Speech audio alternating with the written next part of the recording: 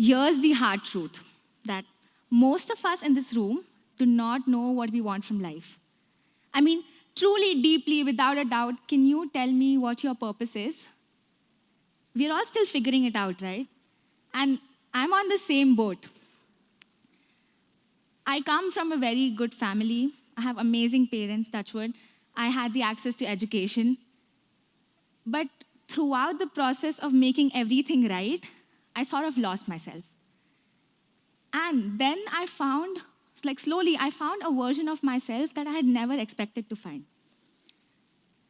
So my TED is going to be split into 2 stories. Story number 1, lost and found. So when I was a kid, I was a very good student. I did everything that my parents expected me to do. I studied, I made friends, I did sports, I did every extracurricular possible in the school. Painting, karate, drawing, guitar, everything. I even became the class president. Because at that point of my life, I was not chasing any goal. I was not chasing any dream. I was young, I was just enjoying life. But then my 10th grades came out, and my dad sat me down, and for the first time in my life, he was so serious, and he asked me, what do you want to do next in life? That one question, yes. And I laughed the same way I'm laughing today, because I was just having fun. I did not know the answer. So he gave me 3 days to decide. And for context, I come from India. So in India, when you are stepping into high school, you have 3 streams to choose from: science, commerce, and arts. So like any average 15-year-old kid, I went online and I Googled this. Which profession earns the most? Because, come on, we all care about money, right? That's our dream. So I searched which profession earns the most. And then very smartly, the second question to narrow my search down was, which profession earns the most and is the easiest to do? So the first time the results were doctors, engineers, CEOs. And the second time I figured out that doctors take 10 years of education, that is when I decided eliminate. So with this very naive and stupid, unscientific method of elimination, I decided my career and I told my dad, I'll take science. So I went back doing all the things that I love doing, more extracurriculars. I joined India's largest NGO, which also matches my name, Bhumi, and I became the chapter lead for my city. I launched a project under it, which was Eco Champs, where we taught shelter home kids about sustainability and environment conservation. On the side, I also launched a campaign with my sister called Cutting Pani. And for reference, Pani in English means water.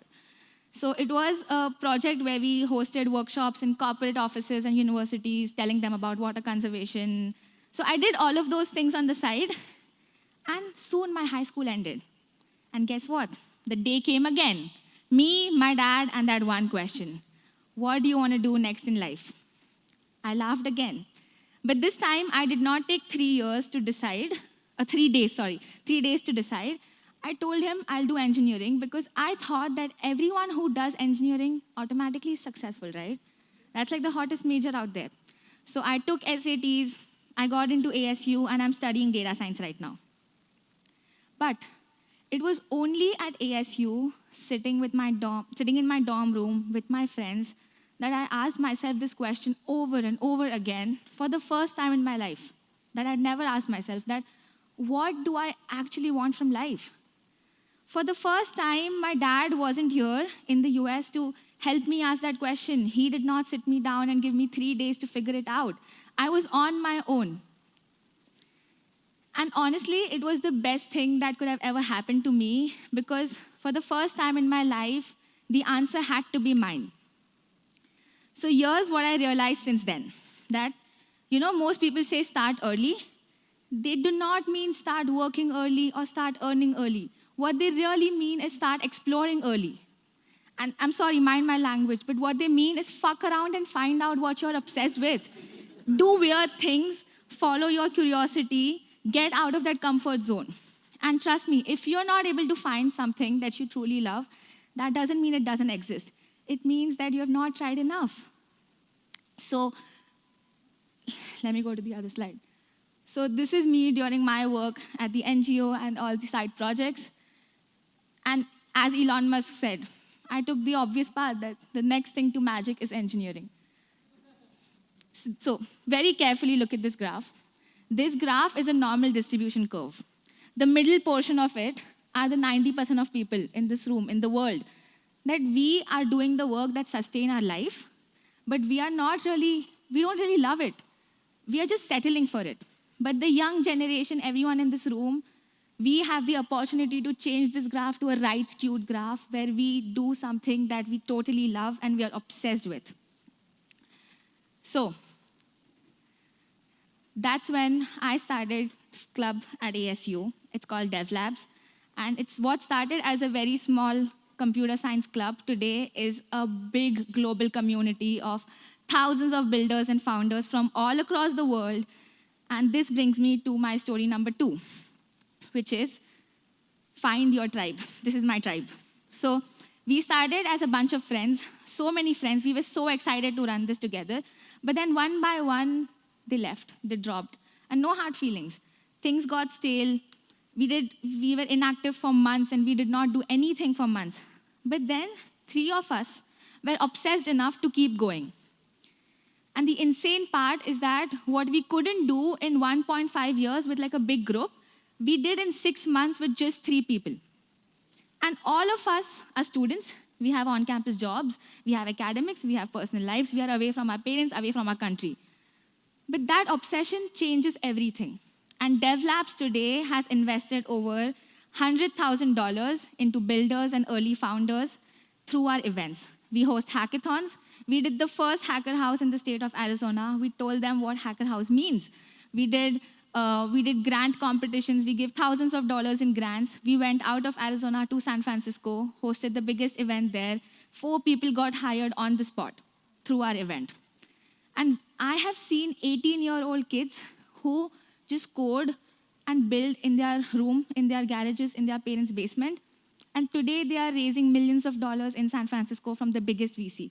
I know a 13-year-old friend of mine who edits content on his dad's laptop after school. The grind is real. He does that and he's working for the biggest tech company today. So there are artists, builders, engineers, dreamers, all building alongside each other. And I've never had so much joy in doing anything else but building DevLabs, this community. So I did not know my purpose until I kept doing random things. And when I look back today, I realized that this is it, Bhumi, this is your purpose. This is my eureka moment. So I want to talk about communities because I think that we all underestimate how powerful it is. And just take a second and wonder that so many best founders till date would choose Y Combinator over any other accelerator, even though they are giving a better deal. Why? It's because YC is not just a venture capital firm, it's a startup school. It's a community. For a founder, building alongside other founders is the best thing that can happen. They are supporting you in the hardest times of building a company. Communities are even useful to startups. If any of you are founders here, I have seen a new wave of these roles called growth, GTM, community, events.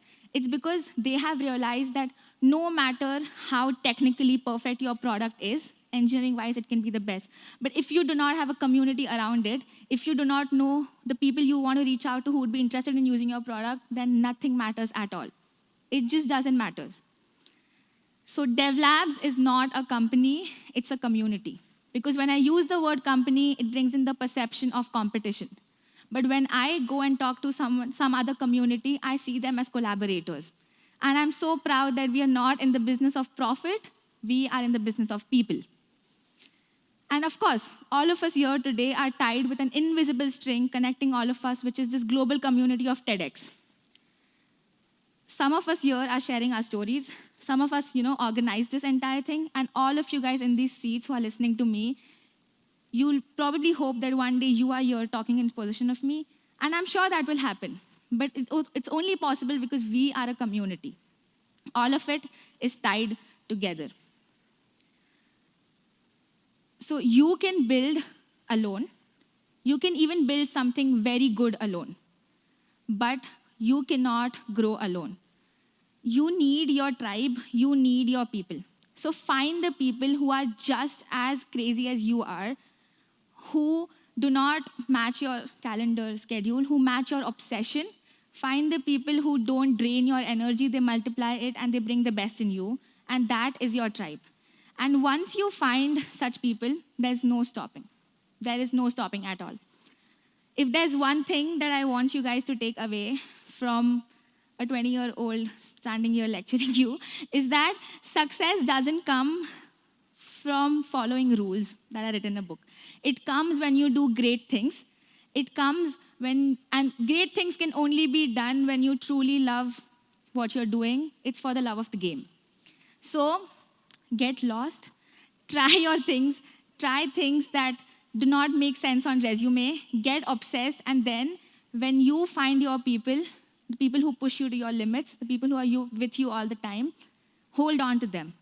Hold on to them, because that is not the formula. It's not a formula. It's the formula for getting success, for becoming successful.